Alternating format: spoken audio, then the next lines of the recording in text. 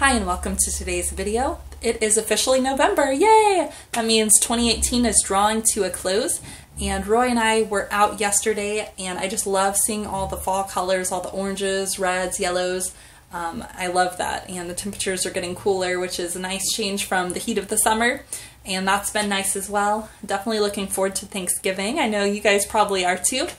And so just all this all kind of comes together where I want to do some sort of project that is fall themed, and so that kind of goes for this video as well. This is like a fall inspired video, and I actually bought a box yesterday. This is, I believe, red oak, and it's got walnut spline joints on it, and I am going to be making a metal embossing on the front of it here, and I want to make it a fall themed one.